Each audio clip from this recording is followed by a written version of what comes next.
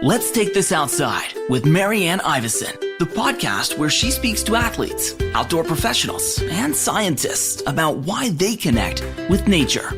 Trixie Pacis is an emerging Filipina-Canadian filmmaker based in Kimberley, BC. Her work revolves around documenting unheard personal and environmental stories, including her latest documentaries, Wildflowers and Wild Aerial. Trixie's writing and photography have appeared on Mapped, Inside Himalayas, and Travel Alberta. You'll find her climbing, hiking, surfing, or skiing with a camera in hand. Please welcome Trixie Pacis. Trixie, I'm so happy to have you on Let's Take This Outside. You are a perfect guest for this podcast. I'm so excited and honored to be here and happy to jump into a conversation with you. And we will talk about Megan J. Ward, who is a previous guest of mine, and just a pleasure getting to talk to her. But how did you end up in Kimberley, BC? Because my sister lived there for a little bit, and I've been to Kimberley. Very cool spot to live. Where did your love of nature begin? I grew up in Vancouver, and my family actually immigrated from the Philippines in 1995. So I was kind of raised in Vancouver. It wasn't until later in life that I discovered the outdoors, because it's not something that my parents grew up with or really introduced us to. I kind of found my way outdoors by climbing at a bouldering gym and meeting people that I eventually went outside with, and things kind of snowballed from there. But I didn't move to Kimberley until January of 2020, which was a very interesting time to move to a new small mountain town. I moved here with my now husband. His family had a place here for a long time. And that's when I first visited and kind of got acquainted with this mountain community. And my husband and I had just come back from 2 years of freelancing and living overseas. And we kind of landed where his family was. And then the pandemic happened. And so it kind of was by happenstance that this became our long-term home. Where were you overseas? We did 6 months in India. We lived in Slovenia for a year, which is a hidden gem that I highly, highly recommend exploring if you get the chance. We did 3 months in Portugal, house sitting. And then I spent 3 months in the Philippines visiting family. Wow. Okay. So you're like living what a lot of people would imagine would be the dream. Yes. I quit my kind of 9-to-5 job, and we set off and did that together. Trixie, can you tell us a bit about your journey into filmmaking and what inspired you to focus on personal and environmental storytelling?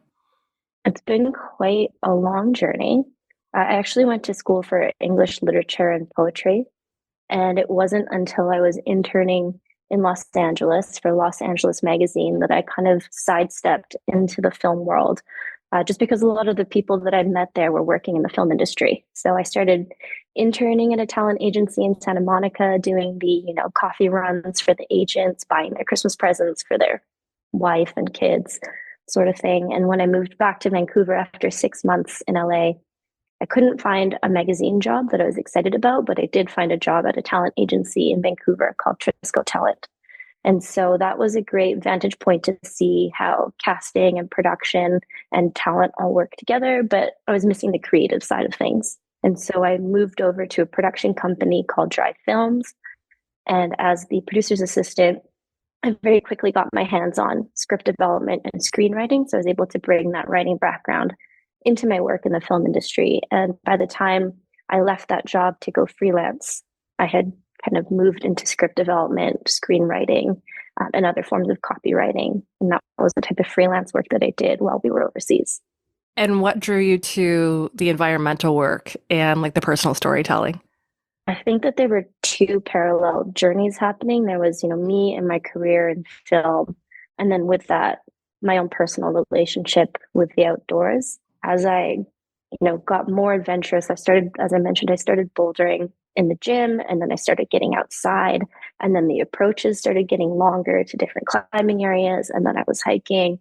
I did my first backcountry hike when I was 26 and on a solo road trip in Alaska, at the nudge of, someone that I met on the road, bought my backpack, rain pants, hiking boots, all that stuff at a random outlet store near Denali National Park, and just went for it.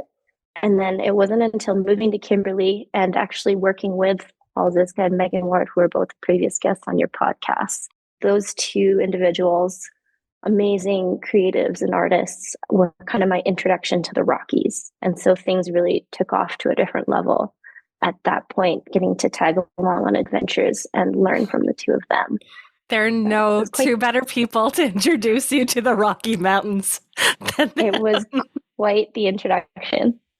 I'm actually jealous that you get to hang out with them and that you're friends with them. It's been amazing. Yeah. Wildflowers was featured in multiple festivals. I'm so proud. I know I just met you, but I'm so proud of you, including the Banff Mountain Film and Book Festival, an honorable mention as the best mountain culture short film at the Whistler Film Festival this year. But I have to ask about Wildflowers. Who is Mary Schaefer? That is the question that was at the center of our exploration in that film. Mm-hmm. And it's a question that struck me very quickly when I started exploring the Rockies myself and learning about the history of the Rockies. When I grew up in Vancouver and learned about settlers' expansion and exploration west, I didn't learn about female characters that were part of that movement. And so it wasn't until later in life, when I moved to the Rockies and started digging back into that history as an adult, that I realized that there actually were female explorers who made large contributions. And a name that kept coming up was Mary Schaefer's, I think partially because she left a lot of words and images behind that have really impacted people in the modern day and sparked their imaginations. And so I wanted to understand who she was and started doing research. And the more research I did, it seemed that the more there was to uncover about her. And the project really started when Meg and Paul recommended that I take the Banff Center Adventure Filmmakers Workshop. I had primarily worked in kind of writing and development of films, but I was keen to get more hands-on with a camera and take my photography experience to film. And as part of that workshop, we were encouraged to pitch a project. And so the timing was just perfect, and Mary was just front of mind. And so I pitched a very early concept around her, who she was, her history, but very quickly realized that she was a compelling character because we as modern day individuals could make deep connections to her and her story. And the more people I talked to, like Megan, the more I realized that there were already so many women in the Bow Valley area who had heard her story and felt connected to it in some way. And yet this historical figure was just not well known outside of the Bow Valley. And so that kind of became the mission for me, was to document her story through the eyes of a modern day character who is Megan, and bring that story to a broader audience, within Canada and beyond. Well, I think as considering how well it did, I feel like it's going to reach that. You work closely with author and historian Megan J. Ward, who I had the pleasure, like we said, interviewing this year. Easily one of my favorite interviews ever. I'm pretty sure I cried, which, I'm sure makes sense why that happened. I would finally also encourage you, if you're listening, to listen to that episode, because she's like so honest about being a mother and an explorer and navigating all those things. So it was also a female-led creative team. And I wanted to ask the importance of having a female team while capturing this documentary in an otherwise male-dominated industry. There's more to this question. And I want to know, I'm so sorry to hear of the passing of Natalie Gillis, who was the expedition photographer. So I'm sure there's a lot of emotions wrapped up in this question, but I would want to know more about the creative team and how important this was. When I started watching outdoor documentaries, when I started getting outdoors more, I saw a lot of amazing and exciting films, but I didn't see a lot of the role models that I was looking for in those films. Any women that I would see featured in a film were elite level sponsored athletes. And while they're amazing, they weren't women that I could directly relate to. So that was something that was at the back of my mind. And when the subject of our film was Mary Schaefer, to kind of more succinctly answer your question earlier, Mary Schaefer Warren was an explorer, an author, a photographer in the early 1900s. And her contributions in terms of her artwork were very impactful in a time where a lot of Western settlement was happening in the Rockies, And so she was a woman who was both ahead of her times in many ways because she was a woman doing things that women weren't meant to be doing by, society's standards and norms. But she was also a product of her times in many ways because of her perspective and how it was shaped by the views of the era. And so with a character like this, it was important for us to have another female protagonist who ended up being Megan J. Ward. And it was really important to me that our crew was female-led because I wanted every creative who has an impact on the film to be able to personally relate to the story that we're trying to tell. Part of it was also just logistics. The film features a backcountry expedition. And in that expedition, we bring Mary Schaefer's words and her photography back to some of the places where she wrote about or took these images. And she loved to travel with a female companion named Molly Adams. So part of it was recreating that experience.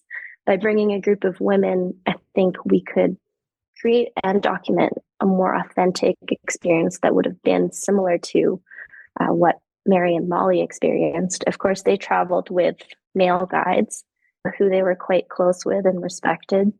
But there are little bits of writing where Mary writes about the time that just she and Molly had together when the guys were off hunting or bushwhacking ahead. And so it was those intimate moments that really drew me in. And I wanted our team to have moments like that. And of course, we don't need male guides to lead the way anymore. So why not have an all-female expedition?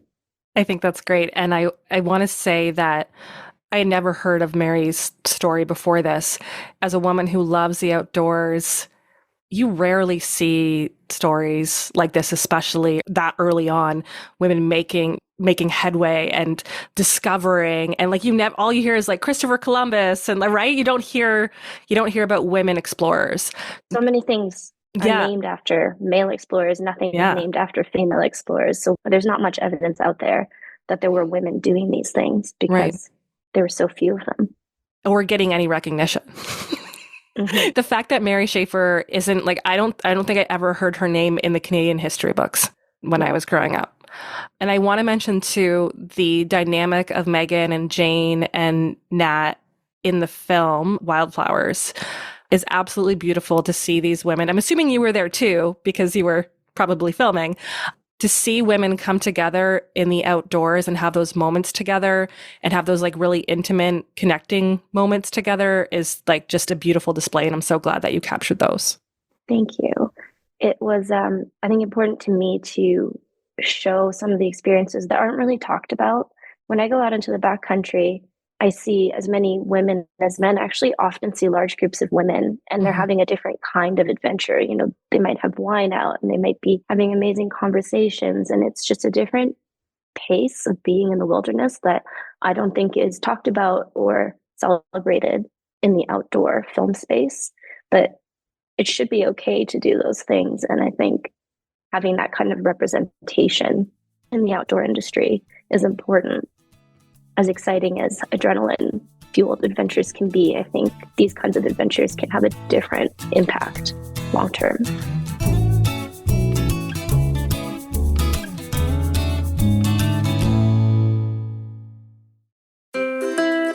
Let's Take This Outside now has a newsletter. Keep up to date with outdoor news, events, and great discount codes and deals from our partners. Sign up today at letstakethisoutside.ca. Can you tell me more about Natalie Gillis, who was the expedition photographer who unfortunately passed away this year while you're editing and trying to finish this film up? Natalie Gillis is a talented photographer, poet, and pilot. She's a friend that I met through Paul and Megan, and we wanted to bring a talented photographer on the trip so that we could do a comparative photography project, taking lantern slides that Mary Schaefer took in the early 1900s and comparing them to what these places look like today. We found that by doing these comparisons, we could see how much glaciers had receded and how much the landscape had changed, or we noticed elements that she had captured in the landscape, like teepee poles that are no longer found in the same places. And we thought that these photo comparisons could spark conversation and some of the core themes in the film. And It was by happenstance that Natalie was free to come on the trip. She was actually the first person that I thought of to invite. But the year that we first tried to do the expedition, she was unavailable. She was busy flying all over the world at both poles. But we had permitting issues. And so we had to push the expedition a whole year. Initially, we were disappointed, but it all worked out because in the end, Natalie was available to come with us. And so we had an incredible time in the backcountry together. I've actually only spent time with Natalie in the backcountry on multi-day trips. That's kind of the experiences that we share together were all based around that kind of quality time in the backcountry with no distractions. And the images that she contributed to the project were phenomenal. She has an incredible eye and shows this minimalist approach towards the wilderness, but she kind of strips away all the noise and finds these very beautiful moments to capture. So in addition to doing the repeat photography project, she actually contributed more photos, behind the scenes photos of our crew, but also landscape and nature images that we're very grateful to have. Natalie was studying for a pilot exam and was taking the exam a few days after getting back from the expedition. And she passed the exam. She's a highly trained, highly competent pilot. I've talked to people since filming the film, and she's one of the few female pilots that have, flown at both poles and flown expeditions and scientist teams. And she's quite well known and respected in that community. She had just gotten a new job and she was flying a routine trip out of just outside of Albany, New York. And I was in Vancouver editing the film with our editor, Anandi Brownstein, and we got a phone call from Megan with just the terrible news that Nat's plane had gone down. She was alone in the plane, and it seems like kind of her last act was to steer the plane away from the residential area that she was over and pull it down into a field. It was completely unexpected. And we were in our last 4 days of editing the film together in person, trying to reach the deadline for the Banff Center Mountain Film Festival. So it was like, get this done mode, because we've spent 4 years of our lives working to this end. And then something of that magnitude happens.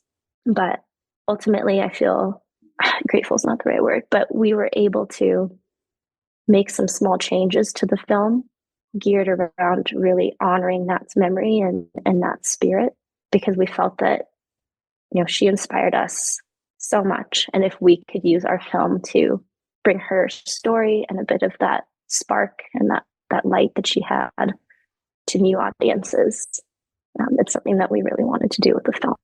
Well, you did a beautiful job, and thank you so much for telling me more about Natalie.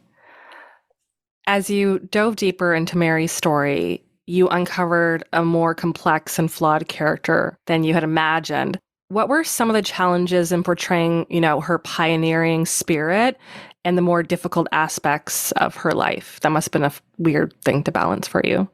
I think one of the biggest challenges is that society likes to label things neatly. This person was this or that, not this and that. I think the challenge was really trying to break out of that mode of thinking, because if we think about it, we can all have contradictions in who we are and the way that we operate in this world. And so that was a constant reminder that I had for myself, was to try to balance, what we treated as kind of two different sides to this character. One of the other challenges is that we just can't ask Mary what she was thinking or what she was feeling at the time. She's a character that's from the past and not with us. And so all we can do is try to understand from a perspective that is from a different time, and then do our best to kind of imagine what was happening or why she might have done things a certain way. We'll never know if we were right, but I think the point is not necessarily knowing the answers. It's the process of thinking through some of these questions and what they mean for us today. We tried to be as objective as possible and tried to honor feelings that we had when she is inspiring, and what she achieved in the backcountry was incredible. But also sometimes the way she wrote about Indigenous people, for example, kind of made you feel uncomfortable.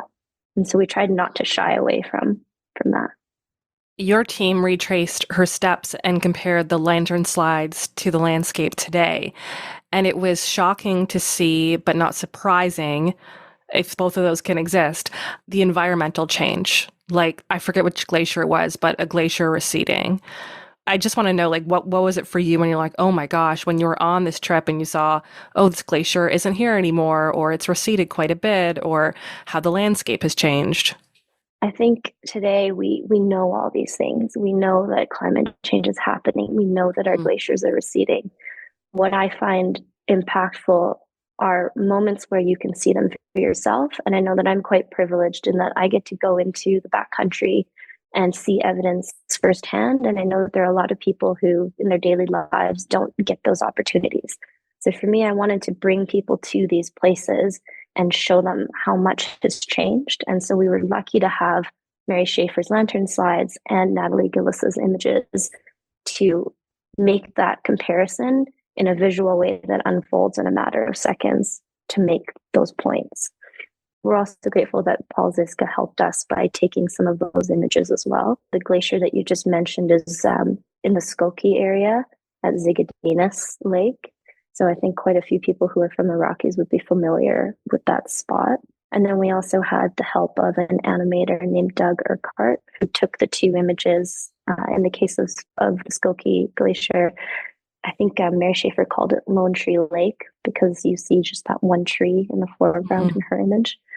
But with the help of both those photographers and Doug, the animator, we have this ability to span over 115 years in just a few seconds and tell that story. There's these two competing parts of the story, which you've kind of already mentioned, but, Mary helped Moline Lake become protected through the government, correct? While the forced removal of indigenous peoples during the settlement. So you have these very contrasting problems, or one's good, one's terrible. How did you approach this sensitive but important aspect of Mary's story and just this broader history of the Canadian Rockies? The approach we took was to stick to the facts and try to include both sides as equally as we could, and then allow the viewer to reach their own conclusions and feel their own feelings about it. So we didn't want to kind of sway anyone's opinions, and we don't provide a clean answer at the end of the film. Our goal was really to share what we know today and the perspective that we have today, and allow people to take it from there. And I think that so many things came together to make those moments land. It wasn't just, Megan's way with words. It was also the way that our editor brought those scenes and words together, and the way that our colorist created kind of a softer look, and the way our composer, created music that would let some of these ideas breathe and motivate that kind of thought. So it's quite a special thing to be part of a process where so many creatives are coming together to provide the viewer with a certain experience. And so I hope that the thing about that too is that you don't want people to notice all those things are happening. You just want people to kind of be in the moment and come to those conclusions without thinking of how they were led there.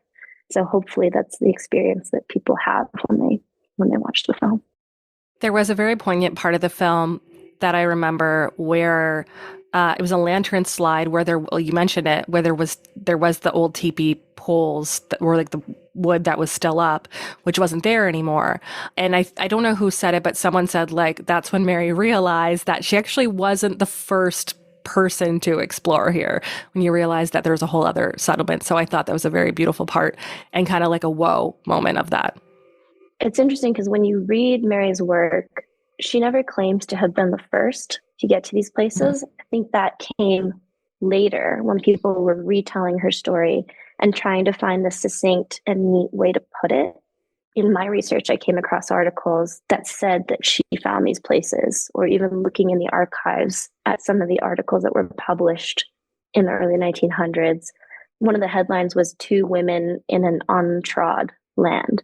But the reality was that it wasn't an untrod land. It was a land that was very well known by Indigenous people. And even with the title of Mary Schaefer's book, Old Indian Trails, which, is a word we don't use anymore, but she was acknowledging that she was following in the footsteps and literally walking the trails that were made by Indigenous people. And while she had some biases.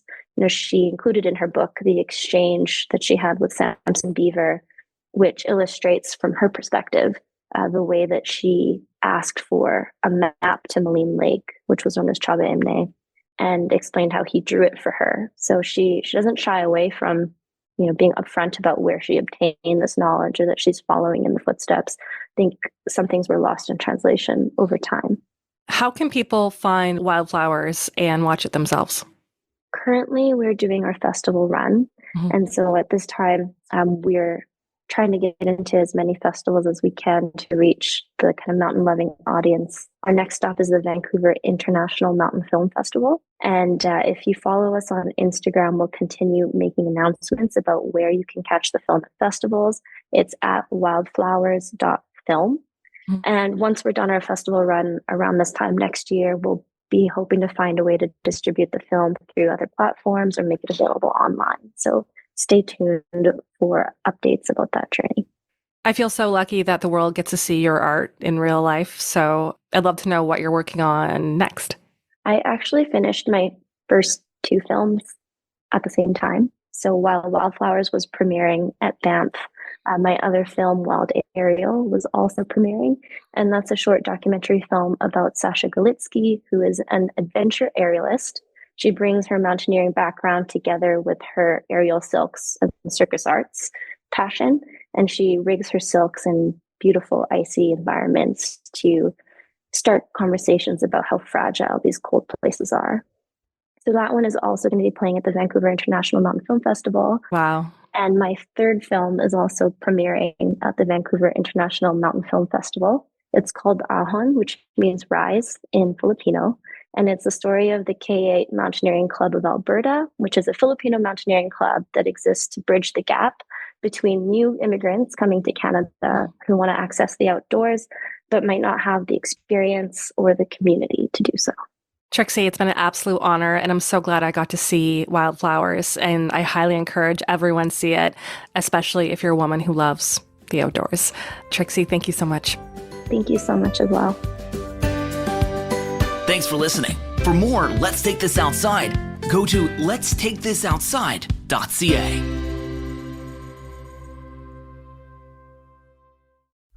Produced and distributed by the Sound Off Media Company.